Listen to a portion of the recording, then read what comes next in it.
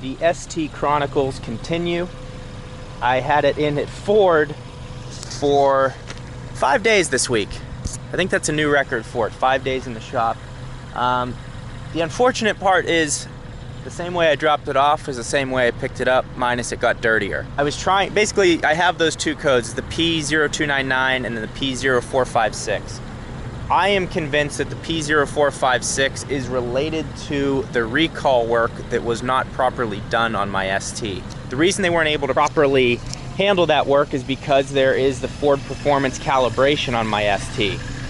So, I talked to Ford Performance. Ford Performance sent me over a white paper on exactly what the dealership needs to do to remove the calibration. I wasn't able to do it on my own, and I was on the phone with Ford Performance, so he sent me what I needed so Ford could do it at the dealership. I took it to Ford. Ford was not able to do it, and they also would refuse to call Ford Performance to get the assistance they needed. So they put in a call or whatever that they're still waiting to get a response on, which they put that in on Monday. There's still no response. So that's kind of where we stand right now. The check engine light's still on, but I ordered some necessary upgrades. I ordered just a spider web. I thought it was a scratch. I ordered a milestone intercooler, and I also ordered the silicone piping to go with it. I was kind of hesitant on the piping, but it's a lot stronger, it's more reinforced than what comes on the car, and I just would rather have something a little more substantial on there than what's been on there for 70,000 miles now.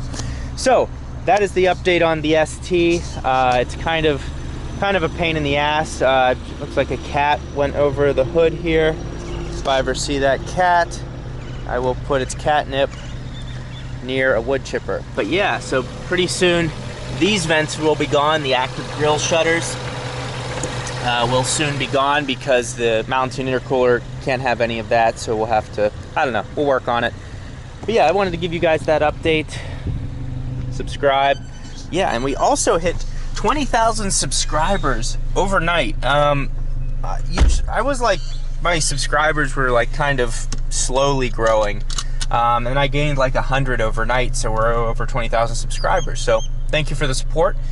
The ST Chronicles continue. I'm going to do a couple things for work today and probably clean up the ST. The ST is running really well. I mean, this car feels solid. The steering is solid.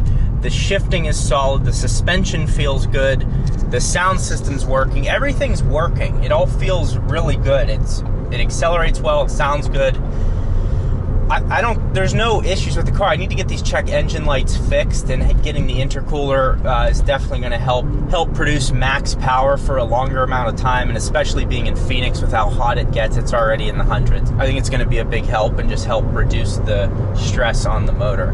But yeah, the car feels really well, and I think I'm actually going to make a video talking about comparing the ST to the M2 and what I like more about one or the other. So I think that's actually going to be an interesting video, because I thought buying the M2 was going to make me not like the ST as much, but it just kind of shows me how fun of a driver's car that the ST is.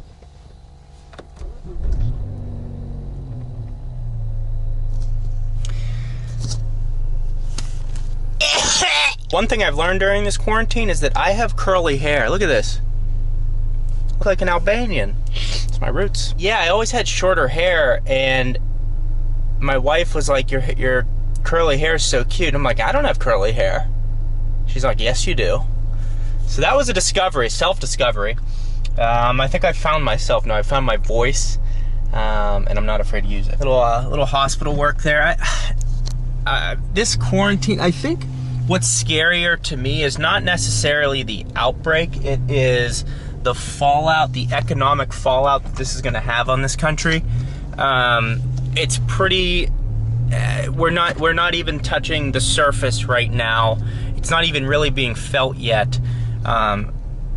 What's going to happen? It's just kind of sad. I mean, even my company's a very fiscally conservative and solid company, and we're only good through the end of May, is my understanding from our president. So I mean, it's going to be interesting to see what happens going forward. I know retail is hurting. I know you guys aren't here for this information, but it's like all anyone's talking about. And but yeah, shifts are cut at hospitals, at the dealership. Like the guy who was helping me with my car, he's off for the next 4 days. Like their shifts are cut, their hours are cut, which in turn is less pay.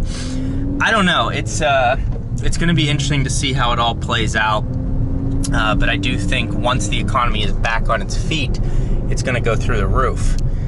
So yeah, that's, you know, I've been studying economics since I was born, so you should take this information from me, a seasoned professional. So something that I saw that I just started laughing at, I was in downtown Phoenix and this billboard said, it's like, Arizona DPS, make a difference. And it's like, oh, okay, cool, if you want to be an officer, that's fine. But right after it said make a difference, the animation that they showed was an officer shooting his speed radar and pulling people over for speeding. That is making a difference. Can you imagine wanting to go to work to pull people over for speeding? It's like the other day, I see a cop, he comes to an intersection, the light's red, and you know, you can go right on red. And instead of stopping, he just kind of stopped, maybe slowed down to 5-10 miles an hour and then rolled through it.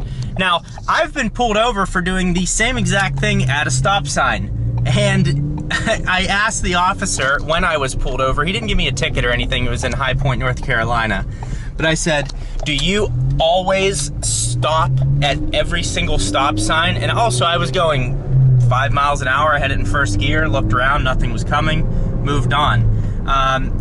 And he said, yes, I do. I said, okay, then you can write me a ticket. He didn't write me a ticket, but it's like the hypocrisy, the double standard, you know? The saying of the cops should be, even when we're wrong, we're right. Then I can be like, okay, I get it.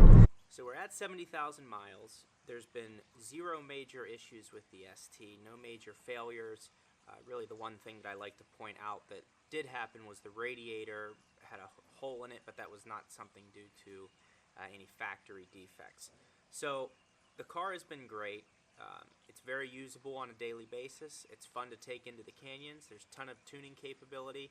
And on top of all of that, I paid it off several years ago. So I know I talk about getting cars to replace it often, and that's not necessarily because I'm sick of the ST. It's because there's so many other great cars out there that I want to experience. So as of right now, what my plan is I got the intercooler, I got a new motor mount from a company that specializes in motor mounts, so I'll be doing that. I'm going to be replacing the spark plug, so I'm going to be doing several maintenance things and upgrades on the Focus ST, and I'm just going to keep going with it. In August, I should be getting a promotion at work, so as long as that still goes through, I think it still goes through, even though, you know, we're in kind of tough times right now. I think I should be fine. We'll see. I would like to maybe August, September think of selling the ST to whoever wants to buy it. But as of right now, I just plan on continuing to do mods, continuing to do the every 5,000 miles I'll do an update just on whatever happens to the car, maintenance, anything that breaks, future upgrades. But I really do still enjoy the car, and the interior is in incredible shape. The interior is in incredible shape. The exterior, the only thing that's wrong with it that bothers me a lot is the front bumper has so much road rash on it just from all the rocks and things. So I've thought about taking it to a body shop, having them sand it down and repaint the front bumper perfectly. I also may get the headlights refinished here shortly and then have them protected in Expel paint protection film. So just some minor things to keep the exterior nice. Other than that, like, you know, the doors are fine, the roof's fine, the paint is all good. But I'm probably going to have my buddy Brad help me out, show me how to polish the car, because I've never done that. I don't have the right type of stuff for it, and it's not something that I just want to. So I know he's done it a bunch with his ST when he used to have it. He now has a Golf R, so we will be getting some footage of that as well. So there's plenty of ST content coming while still making M2 content, and then once this virus is, well, not once it's over, but once we're out of, like, quarantine, I have a bunch of people. Some people have M235s, STs, Type Rs. There's a bunch of different enthusiast cars that I have lined up to review, or just meet with people and kind of talk about the differences between the M2 and the ST. I'm working on doing a Veloster N review. There's a dealership around here. A guy reached out to me who works for them and said I'm able to review the car, so I'm waiting for him to respond. So there's just so much out there that I want to experience. Really, one of the most appealing cars to me, and again, it's because of my job. I do a lot of driving in and out of the car, that I would like to have an automatic transmission. So that's why the Golf R with the DSG is appealing to me, and that's also why the Veloster N DCT is appealing to me. There's also going to be a Kona N, which I think will also have a DCT. So those are some unique cars, especially the Kona. That's a weird car. I'm into those. It's like the Caliber SRT4. For some reason, those weird cars are what I really like. Another one that's way out of my price range is the Porsche Panamera GTS Turismo. It's like the station wagon looking Porsche. So there's a lot of really cool cars out there. I know that YouTube is sensitive in the fact that if I get rid of my ST, I'd lose a lot of subscribers. But at the same time, YouTube is not... There's two things. You create a channel around a certain subject, and people love that when you talk about that subject. So I could, if I drop that, which being the Focus ST, then I have to go ahead and rebuild. M2 content is somewhat popular. It's not that popular compared to ST. And then if I were to get something else, you'd pull in a totally new community, but it would also be something similar to the ST, which a lot of the people who started watching this channel because of the ST have since gone and bought Golf Rs or Evos or whatever. They've upgraded, downgraded, life changes, but the ST community is still really strong out there. I get messages every day thanking me for my videos that I've created on the car and the long-term ownership. So it's cool to see that, and it's motivating. But again, just being able to experience something different like a Civic Si, Veloster N, the N-Line. I mean, there's so much out there that is great, and I want to be able to bring that through this channel. So ways I'm going to be able to do that is connecting with you guys. If you're willing to let me review your car, I'm happy to do it. Also renting cars on Turo. So yeah, so there's a lot coming on this channel. Just a little slow right now because there's not much you can do. So that's the update. Love the ST. Plenty more content coming, just waiting for the intercooler and silicone piping to come in. That's going to be a fun upgrade now, and then just reviewing that over time. So that rant is over. Let me know what questions you have in the comments below. I hope everyone is doing well through the quarantine. Stay safe, and we'll see you next time.